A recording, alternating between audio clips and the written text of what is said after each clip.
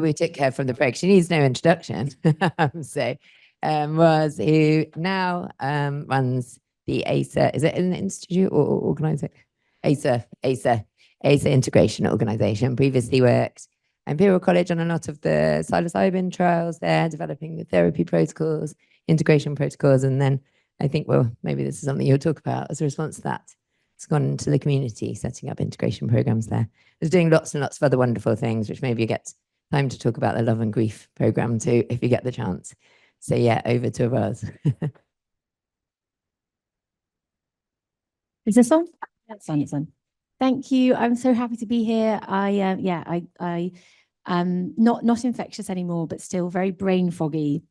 So I was planning to write this talk in the last few days, but have been in bed with high fever and bad COVID. So I'm just going to speak from the heart and see what flows. But I so wanted to be here because this is so important. I'm just so happy it's happening.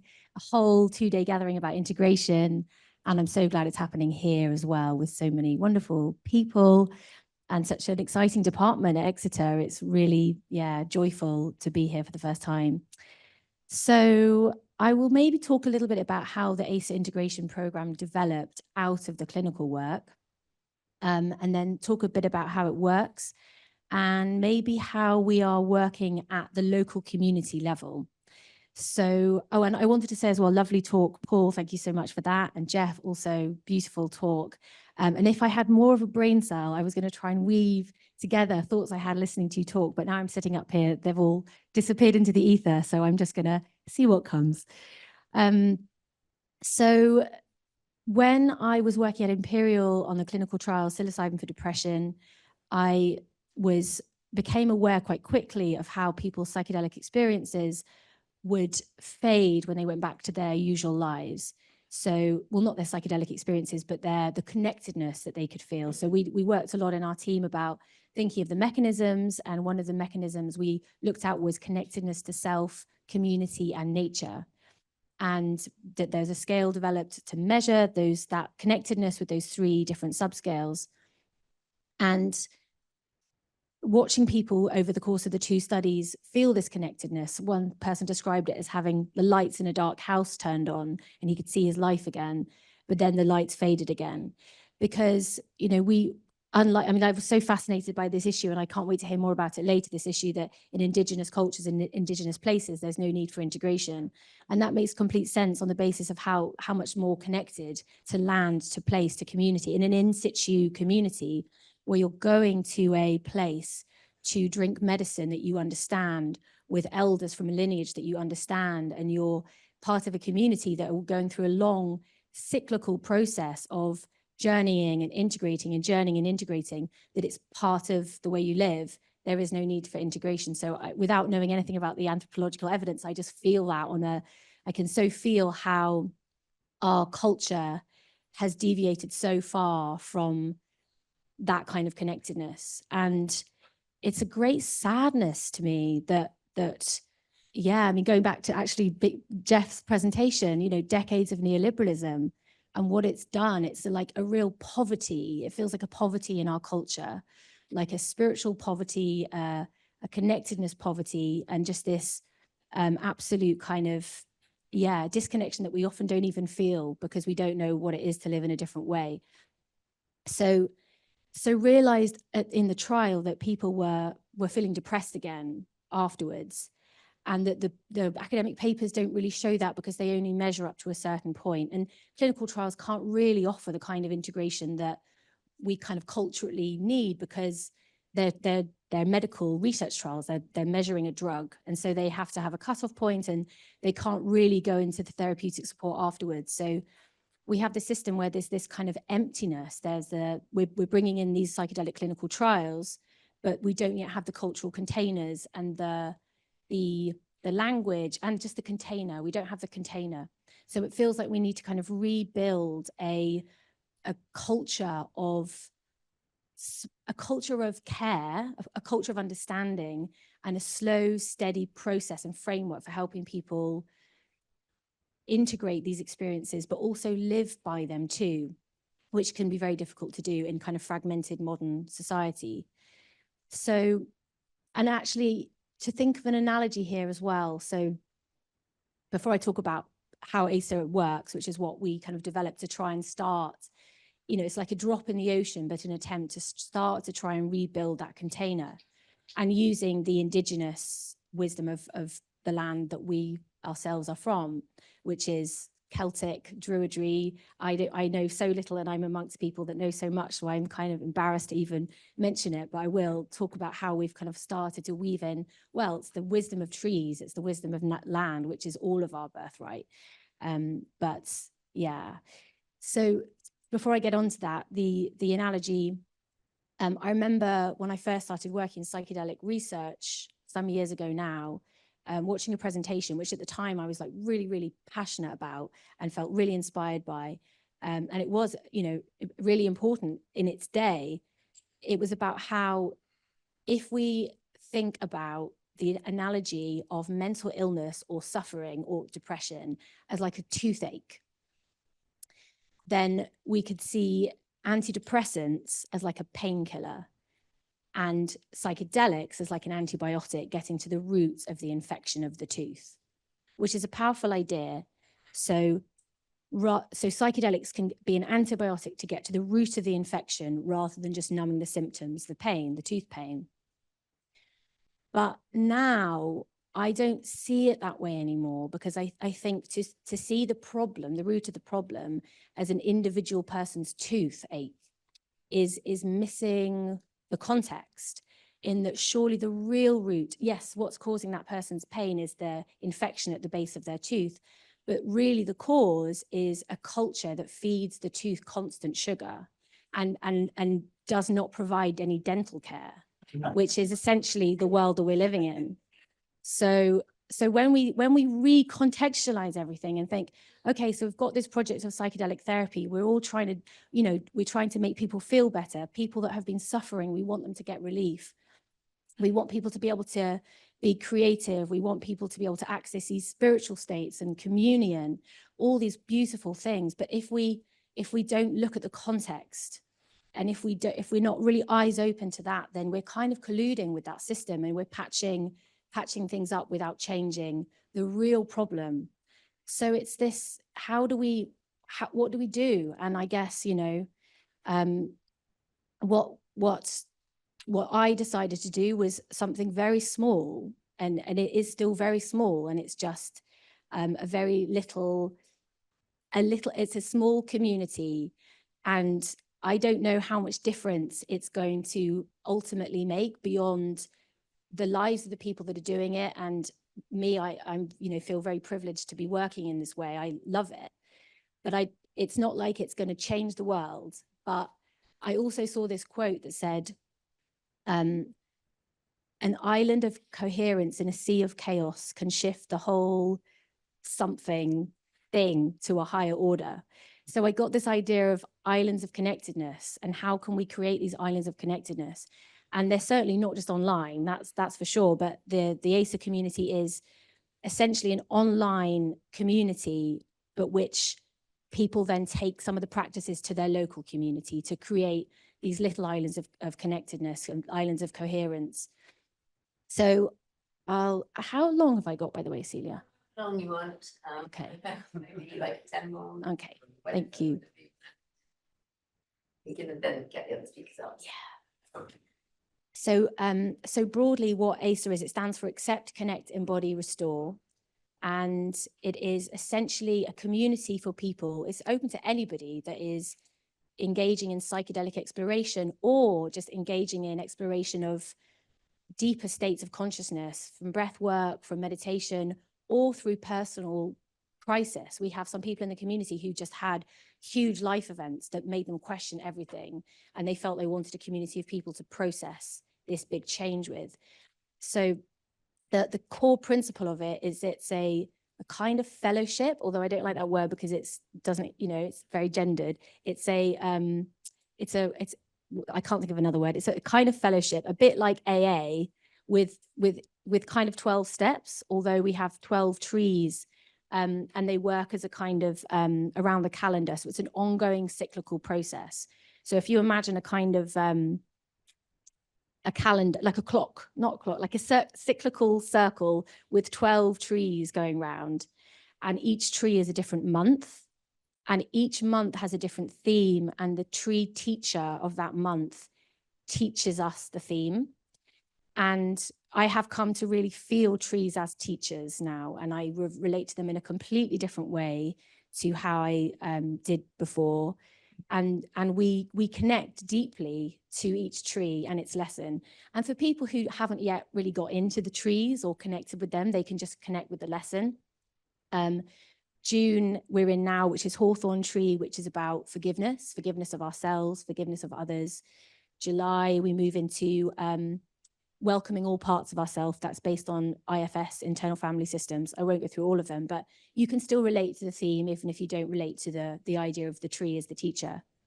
And we as a community start every month with a film about that tree and its message and its meaning, and then a tree journey, which is a guided imagery journey with music. And we have these experiences together in work, like online workshops where we merge with the tree. And it sounds quite zany, but people have really profound experiences with the music going into and they use certain breathwork techniques as well. And people have insights and revelations and ideas and discuss it in sharing circles. And it's based around their psychedelic experiences, but weaving it into a kind of fabric of life. So wherever people have been in their journeys, they then enter into this framework of this 12-step process, and they bring with them whatever they need to bring with them. And it's very non-directive in that people can kind of explore the meanings of their own journeys in their own ways. And we have different sharing circles and all sorts of different breathwork sessions and things. But it's a kind of non-directive community container where we all have this shared framework.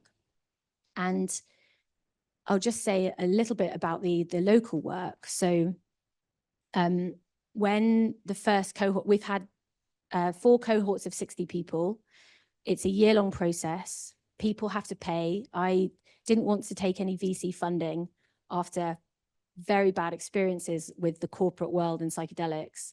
So I funded it all with a personal loan, which has meant that we've kind of, people have to pay, and the whole thing is kind of stitched together with kind of sticky tape and wire. It's very kind of scruffy around the edges, but the real thing about it is meeting each other and having these chances to connect with each other. And the sharing circles are really places to be very authentic. And we have facilitators of the sharing circles who have been through the process. So the model of it is that when people have been through the 12 trees themselves, they can then become facilitators for future cohorts. So our facilitators now include various people, some of whom are therapists, but also include some of the people in the original Imperial trial who, after the trial stopped because of COVID, didn't have integration, which is kind of why I set it up in the first place. They went through the ACER program, and they're now some of our facilitators. So that's amazing to see. And they've also set up their own organization called PsyPan, which is Psychedelic Participants Advocacy Network. So it's a melting pot of kind of creativity as well. And people keep starting new projects and new ideas. And so the local work is that when people finished the first year, some of the people, they said that they wanted to keep going, which we're really, really surprised about, because the idea was we kind of show you the framework, and then you've got your friends that you were in ACER with, and you can just go offline and have a WhatsApp group, and you can meet every month and continue with the process. But quite a lot of people wanted to carry on within the community. So we decided that for those people, they were our elders. And we started an elder orchard for our elder trees. And they now, not all of them, but many of them now do something called outegration, which is you've integrated for a year, you've been through these trees, you've absorbed the wisdom of the trees, the lessons of the lessons of nature, the nature codes, the grounding, we call it psychological photosynthesis, which is like turning the mud at the roots to sap that makes the leaves grow. We have all these kind of ways of like metaphors for psychological flexibility and psychological growth and connection, not just to yourself, but to others and the world around you. And people do tree planting. And so they've done that year of all that stuff for themselves. And then in year 2, outegration, we give them some of the tree journey meditations and some of the videos and some of the other materials. And they've started local groups where it's for free. There's no money changing hands, but they just go, they do it in their living room or they hire a space and they just get people in the local community to come that don't know much about psychedelics, aren't particularly interested in trees, and they have these groups together.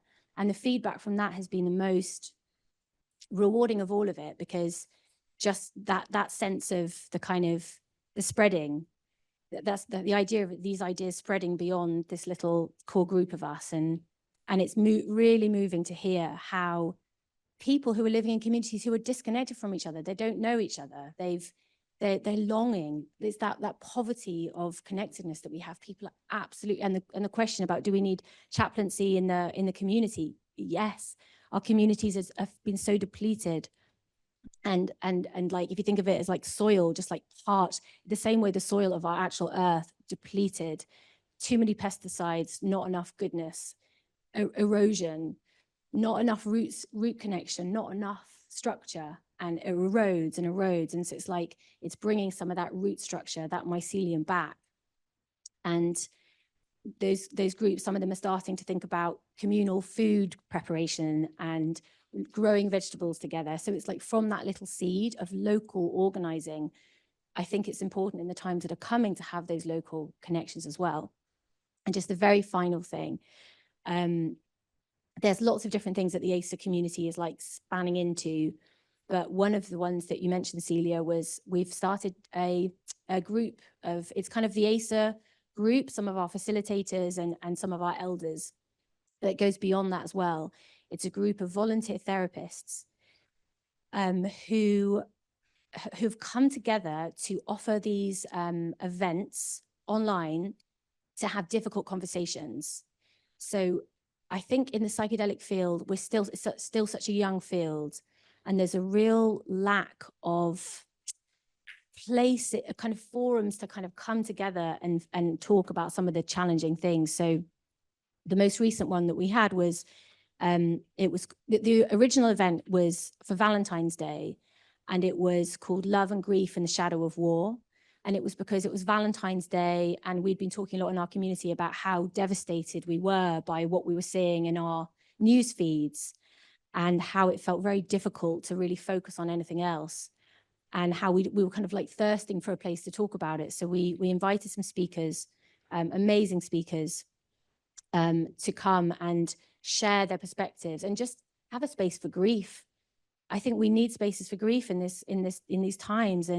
But also very much from the tree work is, we did a lot of work around grief and love being mirror images of each other, that our grief shows us what we care about, what we want to stand for. And we think about it as like the roots and the branches of a tree. So the grief is what your roots have had to grow around, all the rocks your roots have had to grow around, everything that's been there in the darkness, all the pushing, all the unknowing, all the sense of like confusion, the roots pushing down through everything. And that every centimeter of growth at the roots is reflected by a centimeter of growth at the branches. And the pain that we go through really is what shows us what we care about, what we love, what we want to stand for. And the idea of our branches kind of growing out to the light, strengthened by everything that they've had to push down at the roots. And that when we really connect to our grief, we connect to each other, because we know that the trees are all connected at the mycelial layer to each other. And so we're not alone in our grief. We stand with each other. We feel it with each other. It gives us strength to really feel it, whatever's there, and feel our tears, but feel what that shows us about what we love.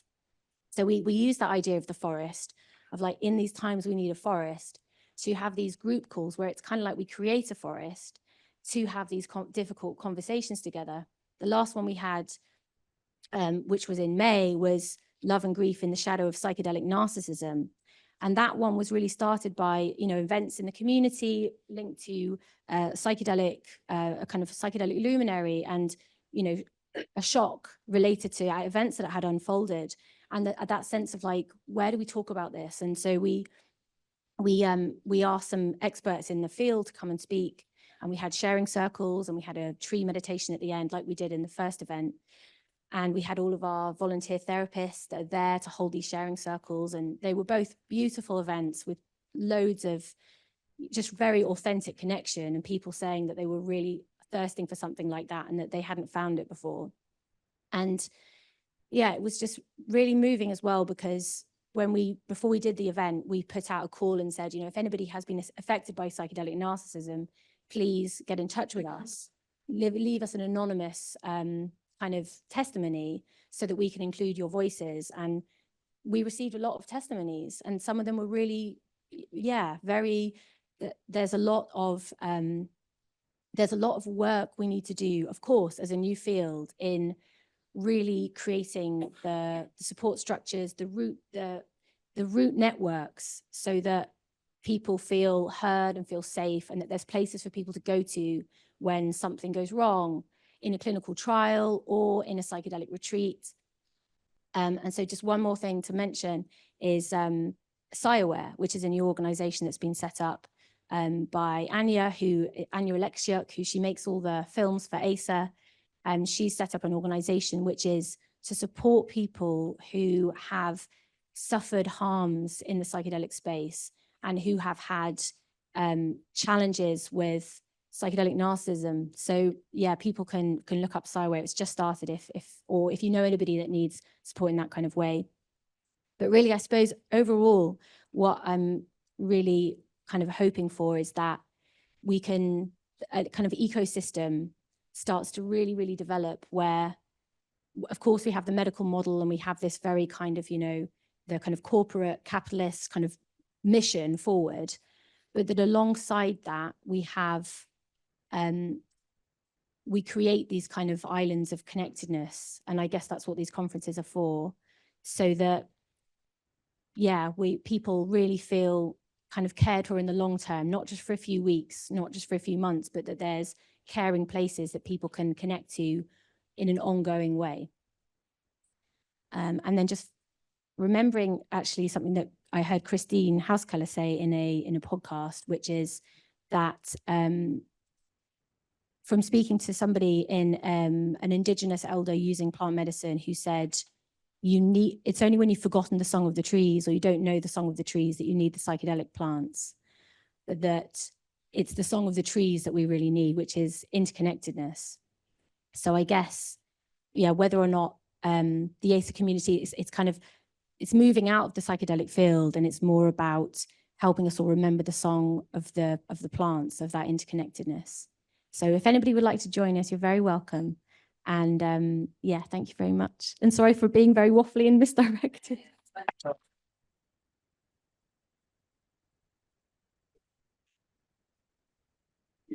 Fantastic talk, especially as well, given how you've been really unwell. We won't probably have time to get everyone together, so because of my very poor time management. No, stay here. I was thinking maybe people would have a couple of questions for you, and then you'll be here all together. So hopefully we'll continue integrating and weaving between what you've said. Has anyone got any questions for Ros on that? Alex? Oh, do you want a microphone? But you've also got a loud voice.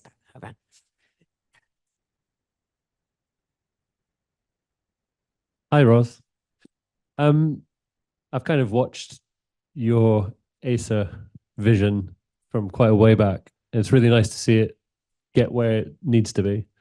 I'm really happy that it's kind of almost generated its own momentum.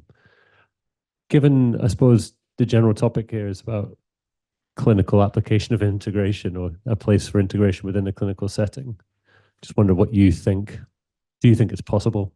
It seems like quite antithetical to what you're kind of doing, not in a critical way. It seems more genuine the way you're doing it. I'm just wondering do you see it being possible? I suppose that's my question. Yeah, thank you. Yeah, that was a kind of a general one. Sorry to not pinning it. Anyone else wants to jump in, they can. Yeah.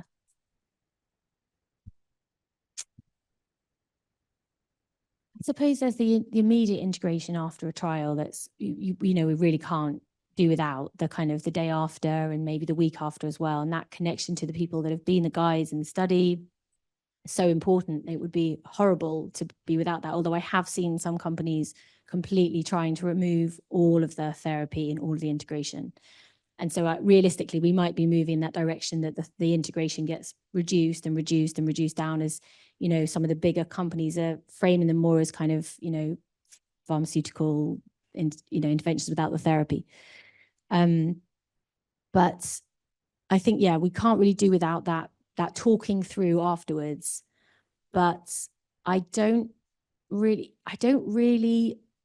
think these kind of clinical trial medical frameworks can ever really support people in this kind of way long term, just because, yeah, it would be so. It's also very, if a company that was trying to prove a psychedelic was successful, then like funded the community work afterwards, it would all feel as if it was a little bit kind of slightly, I don't like the idea of big kind of capitalist corporations kind of controlling the kind of cultural integration of it, because I feel it needs to be more, we need to be countering that. So I think grassroots, community, ongoing, local support feels like if we do without that, we're kind of missing the point. And we can only really do grassroots community by grassroots community. So, I mean, what I hope is that there'll be lots of different kind of grassroots community things to all kind of weave together. But yeah, I don't think it can really happen through the trials, don't think. But I'd be really interested to know Paul, what do you think? I have a question. I have a couple of questions. I'll ask one now and maybe another one later. I'm curious if you could tell us just a bit more about the trees, how you chose the 12, and perhaps what one might expect from any given tree. Oh, that's my favorite question. Thank you. So, yeah, how to describe it? I think when you really, really connect with a tree in a really embodied way, and it's easier to do it under the influence of a psychedelic. I don't know if many people here have had the experience of really connecting with the feel of a tree, the rootedness, the strength. Yeah, it's a kind of very grounded, deep-rooted solidity. So when we do a tree journey, we essentially imagine, so the journey's all kind of, you kind of imagine you're walking along, they're in different landscapes, and then you imagine this particular tree, and everyone will imagine a different one. And then you kind of sit with your back against it and you feel your torso merge with the tree. And as you're breathing, you go from breathing in oxygen and breathing out carbon dioxide to breathing in carbon dioxide and breathing out oxygen. So you're slowly starting to become the tree. And we do this particular breathing exercise where you're kind of breathing up from the floor, up through your body, up to your crown. And so I think there is an element of slight kind of consciousness shifting that you do from this kind of breathwork experience. But you really kind of, you develop an awareness of kind of like the sunlight kind of on your forehead and the kind of depth of your roots. And from that kind of going up and down through that polarity through your body, we then kind of introduce some of the ideas of that theme. But when you're in that kind of you're in that deeper state already, people aren't thinking about it in a kind of conscious, rational way. It's much more coming from the kind of inner wisdom, the inner intelligence. And how I chose the trees, well, so the first tree encounter was I had my own experience with a tree in a very difficult, very, very difficult moment, kind of dark night of the soul, kind of like, pits of, it was in COVID, and there was this kind of like, just kind of chaos of everything unraveling. And it was, a moment of like just complete, when you just feel completely like shocked and stunned by something and just kind of like outrage. And I kind of I just went to the bottom of the garden because my daughter was in the house and I didn't want to have my kind of outrage in her presence. So I held my outrage in, marched to the bottom of the garden in the rain. And then when I got to this tree, I just kind of like unleashed it all. And I had this real feeling of the tree holding me, and that I was in the presence of a consciousness that was present. And I didn't really think about whether it was real or I was imagining or what it was, but it was a feeling of, you know, I can't remember any particular words, but it was like, you know, you are held, you are rooted.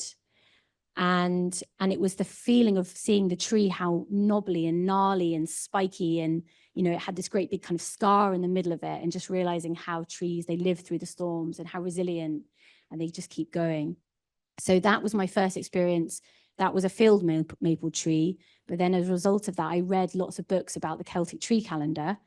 And it was from the Celtic tree calendar that I designed the first iteration, which Adrian and I piloted together at Synthesis. And that was the first version of the 12 trees. But then ACER developed a bit more with more people from America. So we put in some American trees. And so the trees have just, yeah, we have a kind of like, yeah, they've just, we're going to add some new trees in soon as well from various different places. But yeah, it's kind of a bit random how they presented themselves. But Philip Carr-Gomm, who is like chief druid, or was chief druid, gave me his, I was like, is it okay to like change? Is it okay to like mess around with the trees? Like, will the druids like think that's bad if I like add in new ones? And he said, it's all stories, you know, these are all stories that we're telling. And, you know, the Celtic tree calendar is a story, and you're just adding a new chapter to the story. So hopefully it's okay. Yeah, Andy. Oh, thanks so much, Ros. We do have a lot of lovely trees here. We haven't planned this, but I was wondering we can maybe nobble you into giving us some tree experiences over the next 2 days. But yeah, just sorry we have run out of time, and we need to go and have lunch. But thanks again to all of our speakers for a really wonderful session. Paul and Jeff and Ros, and I'm sure you can catch them over the next few days.